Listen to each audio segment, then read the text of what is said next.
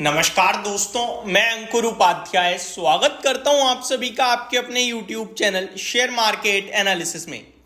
यहां पे दोस्तों एक ऐसे स्टॉक के बारे में बात करने जा रहा हूं जिस पे हमने आपके साथ डिस्कशन किया था इन्वेस्टमेंट पर्पस से, जिसमें मैंने आप सभी के साथ लाइव ट्रेड किया था।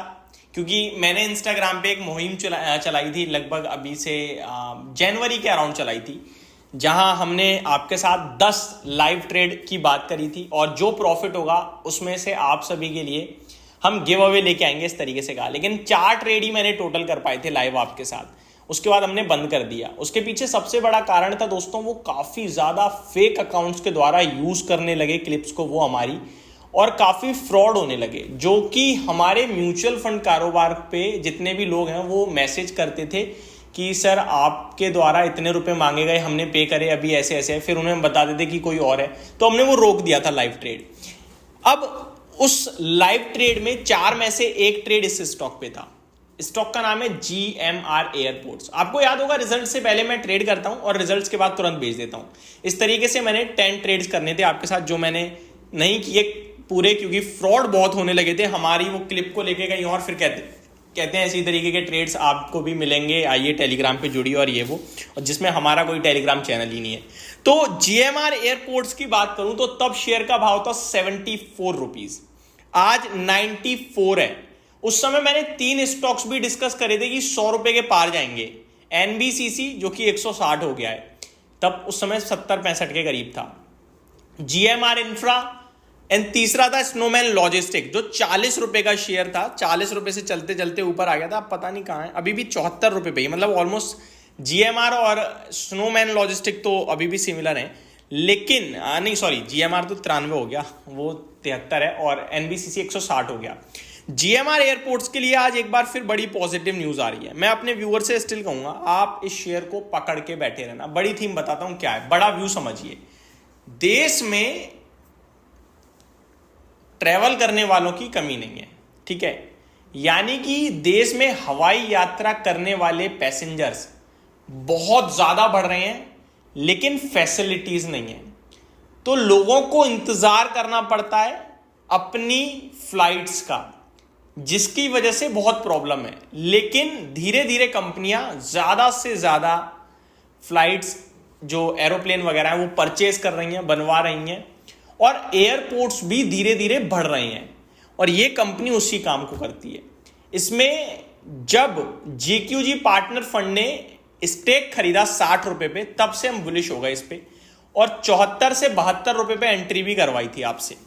अभी 93 है। आज एक और फ्रेश बड़ी अपडेट देता हूं मैं आपको। ये 100 रुपए बहुत जल्दी होने वाला है, और मे भी 100 रुपए के बाद बहुत तेज शूट भी कर सकता है। हो सकता है आपको ये आने वाले कुछ समय में डायरेक्टली 120-125 के करीब मिले। इसको पकड़ के बैठे रहो, ट्रस्ट मी, बहुत बड़ा पैसा बना के देने वाला, मतलब छोटे समय में आपको 15-20% तो दे सकता है, लेकिन लॉन्ग टर्म में आपका पैसा डबलर होगा यहां से, ऐसा लगता है मेरा मानना है, लंबे समय की बात करें तो। अभी आज की क्या खबर है उसको समझिए।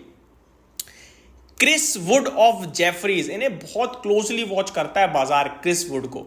इन्होंने ना GMR एयरपोर्ट को पिक कराया और 3 स्टॉक बाहर कर दिया। पिक GMR एयरपोर्ट को कराया, हम उस पर ही फोकस करेंगे। क्या है पूरी डिटेल, चलिए समझते हैं। ये कह रहे हैं, an investment in GMR airports infrastructure will be introduced in the India long only portfolio with a 4% waiting.